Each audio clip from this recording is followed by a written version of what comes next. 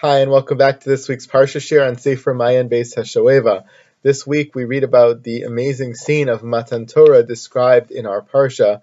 The Torah tells us that in anticipation of this great moment of Kabbalas Torah, we received the Torah from HaKadosh Baruch Hu. There was great sound and great light and thunder and lightning and a heavy cloud atop the mountain and the sound of the shofar that was blowing and the entire camp was shaking. And in reaction to that scene, to that greatness of the moment, it says, "Vayotze Moshe sa'am likras Elokim min hamachaneh vayisyatzvu betachti sahar." The Moshe Rabbeinu leads the people out of the Machaneh towards God, vayisyatzvu, and they stationed themselves, they stood underneath the mountain. And the simple meaning of the pasuk is that he took them towards this mountain of God, towards this explosive scene of Matan Torah, and they stood under the mountain. Under the mountain means in the shadow of the mountain, in the arc of the mountain. They stood underneath the mountain. The mountain towers above them, and they stood underneath it on flat ground. However, as we know, Chazal very famously color this verse with an added layer of meaning, interpreting Vayisyatzvu betachti sahar in a very particular manner with symbolism, not just on the surface level of them standing on a lower ground and Hashem giving the Torah from the mountain on a higher ground, but describing the way that they received the Torah. Pirshu Chazal, Gemara in Shabbos says, Daf Pei Ches Amud Aleph, Amar Avdimi Bar Chama Bar Chasa, Melamed Shekafar Kadosh Baruch Hu Aleim Es Har Kegigis. What we learn from this description of the Jewish people standing underneath the mountain is to imagine that at the scene of Matan Torah, it's as if HaKadosh Baruch Hu took the mountain, uprooted the mountain, and held it over the heads of the Jewish people like a barrel. V'amar lahem, im atem mekablim es haTorah mutav, v'im lav sham teikvu raskem. And as he hangs it over their head, he says, okay, you want to receive the Torah? Is this your moment? You're going to accept the 613 commands it's about to give you? And he says, if you agree to it, wonderful. And if you don't agree to it, I'm going to drop this barrel on your head, and sham teikvu raskem. That's going to be the end of you, the end of your lives. Hamar Vachar Bar Yaakov, Mikan Mudar Rabba Lo Raisa, is a major problem with interpreting the verse in this way, a major problem with understanding the scene of Matan Torah in this way, and that is that we have a major claim against the validity of the acceptance of the Torah. Someone could come along in future generations and claim that they're not bound, they're not obligated by the laws of the Torah at all. After all, their great ancestors accepted it under duress. A mountain hanging over our head means that we didn't accept it out of our own free will. How could we be rewarded when we do well, and how could we be punished when we don't do well? How could we be held responsible for the laws of the Torah when we didn't willingly accept it? Amar Rava responds and says, Afal Pichen, even though that is true, and maybe for generations there was a claim people could make against the Torah, we can't make that in our generation because Hadar Kiblua Bimei Achashverosh, because the generation of Jews that lived in the time of Achashverosh returned to accept the Torah not under duress, but to accept it willingly. How do we know? Dichsiv, as the pasuk says in Megillas Esther, Kimu v'kiblu haYehudim, that the Jewish people upheld and accepted, and the specifics of the pasuk is talking about upheld and accepted the laws of Purim, but Al Pi Medrash, the Gemara is telling us, Kimu Mashikiblu Kvar. Why does it say that they upheld and they accepted? It means that they upheld that which they accepted already, meaning that they re-accepted the Torah at the time of Achashverosh.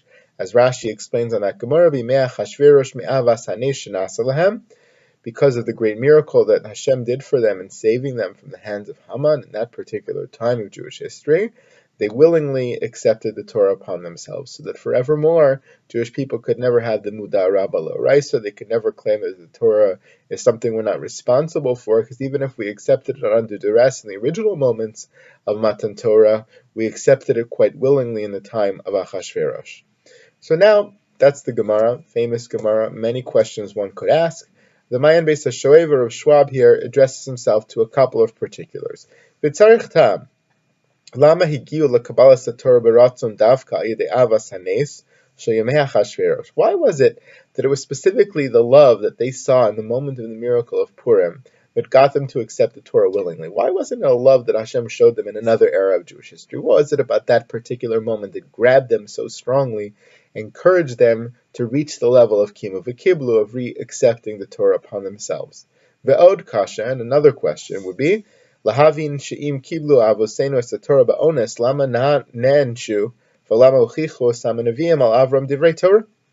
If they truly accepted it under duress, and until the time of Purim, they never accepted the Torah willingly, how were they ever held responsible for it in those generations? How did we experience the Churban Bayis Rishon, the destruction of the first temple? How did we experience the chastisement of the Navi Yeshayahu and the Navi Yirmiyahu, everyone claiming that we did such terrible things against HaKadosh Baruch Hu, that we're going to be held responsible when we're going to exile from our land? How could we be held responsible for those things? How could the Nevi'im claim that it's our problem? After all, we could say, we accepted it under duress. How come no one ever invoked that argument if it was truly the case for all those generations? B'tachin lefaresh, shemash yecholin lomar shekiblu ba'ones, eina perush she'omru shebe'emes lo haya lem ratzon klal lekabbalas haTorah. The claim the Gemara is making that they accepted it under duress, that it was hafalem har kegigis, that they had a mountain over their head when they were accepting it, is not what it seems on the surface. It doesn't mean that the Jewish people accepted it under duress in a case of ones, where they were forced to accept it with absolutely no choice. That can't be the interpretation, because, after all, that certainly couldn't be the case. Not only it can't be the case because it seems like we were bound by the laws of Torah forevermore until the time of Purim, but also Sharei Amru Nasa v'Nishma. Pshat of the pasuk is that we said Nasa v'Nishma willingly and excitedly, and there's no indication of duress anywhere in the pasuk. So perhaps Chazal were indicating to us or conveying to us a concept by Kafalam Hakagiyas, by the ones, by the duress, but it can't be that we literally accepted the Torah under duress. It doesn't fit with the pshat of the psukim. It doesn't fit with the mode of the rest of Jewish history. So what must this image be teaching us? What level of duress, what was forced upon us at this moment? What was missing from our Kabbalas HaTorah at that moment that got filled in the time of Purim?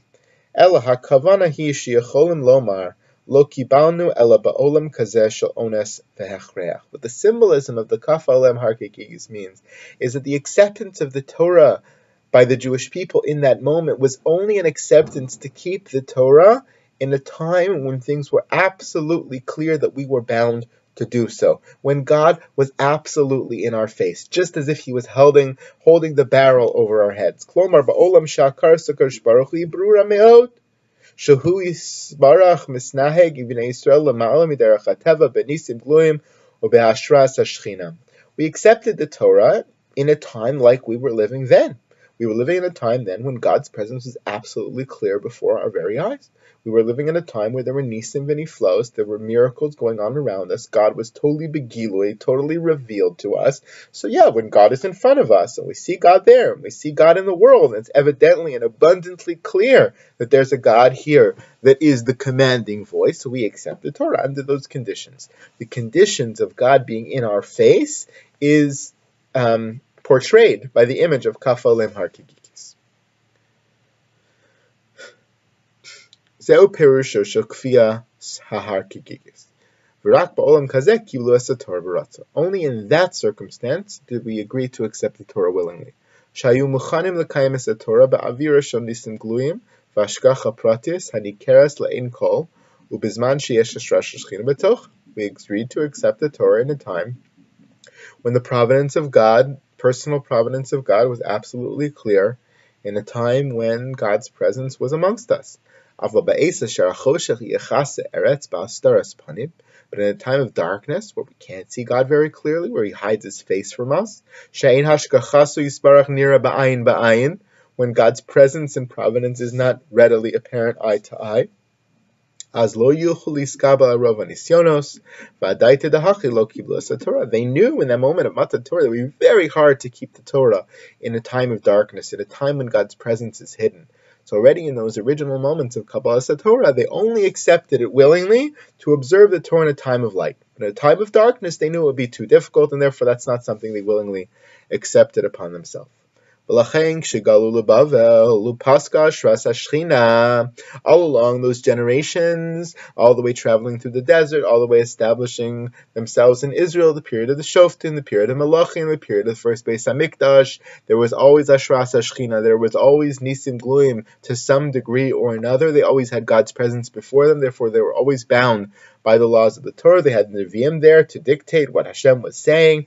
God was very much in their face. They were very much bound. That was exactly the Kabbalah Torah that they had expected, that they had described, that they had taken upon themselves willingly. But after the Churban, when they go into Bavel and they experience the first exile, and they experience the lack of Ashras HaShechina, they experience a lack of Nisim Gluim, they experience a time of darkness, the pasuk from Parshat Vayelech is fulfilled, where God says He's going to hide His face from us. Then they start to say, whoa, we didn't accept the Torah under this condition. Maybe we are no longer bound by the laws of the Torah. But when God reappears to them through the generosity of His miracle in the time of the Purim story, in the midst of this darkness, Shigam Hanes Hayakula Behester, where God appears to them and God gives them a nes that's totally b'derech hateva, that's totally natural, that's totally hidden. It's not an overt miracle like Kriyas Yamsuf, but a hidden miracle that when you look back, you realize God must have been behind the fact that Vashti didn't get chosen as that she gets kicked out as the queen, and that Esther gets chosen, and that Esther was there, and that Mordechai heard the conversation, Big Son V'teresh, all of the other pieces of the puzzle come together. We realize God was behind it all. He was the Hamelech, but God is not mentioned in the Megillah. God is not mentioned overtly in the Purim story because God doesn't appear overtly in the Purim story. It's a time of Hester Panim. It's a time of darkness, of cloudedness.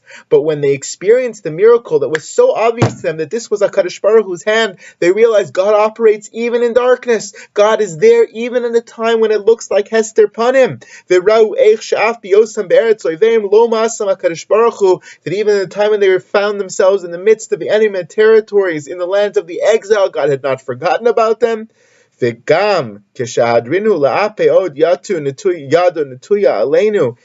when we turned our face, God's hand was still there to catch us.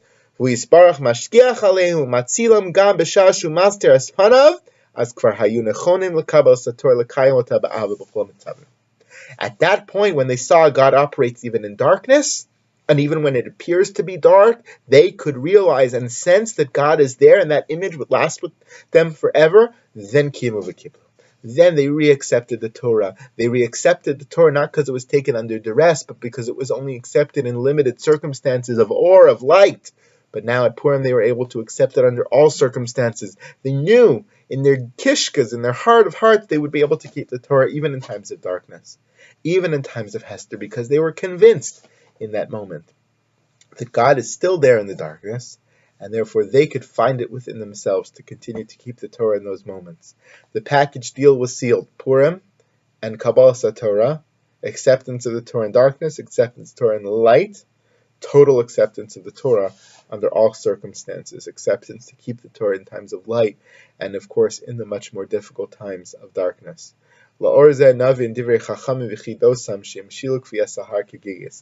He ends in a very cute way over here. He says, perhaps with this explanation of the Gemara, we can understand why they use the image of a barrel hanging over the heads of the Jewish people. Could have called it something else, not a barrel, could have called it a stone, could have called it a cloud, he could have called it anything that God could have dropped on their heads. Why call it a barrel? Hainu kuba shemetilim b'sheichar. What's a barrel? Barrel is a big vessel where you put in usually beer, some type of beverage like that. They didn't say it was like a basket. They say it was like a barrel of beer. Sharatzu Chazal lehudienu b'melitzasam she'akfia b'zman matan Torah b'bechina shichrus merov hiskalos nisim galuyim shemebalbam esamoach kamo sheichar. They wanted to convey to us that the acceptance of the Torah in that moment of Har Sinai was a moment where they accepted it when their minds were all jumbled up, when they were so caught up in the Nisim Gluim and the revealed miracles and God's light and God's presence and Ashras HaShechina, that of course they accepted the Torah. They couldn't envision the Torah being kept, a relationship with HaKadosh Baruch Hu being had in any other way in a time of darkness. And because they were so mixed up and mixed in and caught up in the excitement of the moment and the presence of God in the moment, it's as if they were shikorim, as if they were drunk. on the beer of this barrel, that they were mixed up in a way that their minds weren't totally clear. Because they weren't totally clear, they could only see themselves keeping the Torah in this limited circumstance. That's why the image of the barrel is a barrel as opposed to a basket or any other substance. Very important comments here of Rosh Schwab that we should all keep in mind as we read this parsha, these parshios of Kabbalah Torah, as we re-accept the Torah upon ourselves. We continue to do so and accept it under all circumstances. We're working hard to envision that HaKadosh Baruch Hu is here with us, even though we live in times of darkness, even though we don't see directly the hand of God in our lives in an overt manner. We can still search for it in a hidden manner, a lesson that we learn from the Purim story, as we have grown so much as people and so much as a nation from the time of Har Sinai to Purim to today, when we've accepted the Torah perhaps on an even deeper level than the Jews did in those original moments. Shabbat Shalom.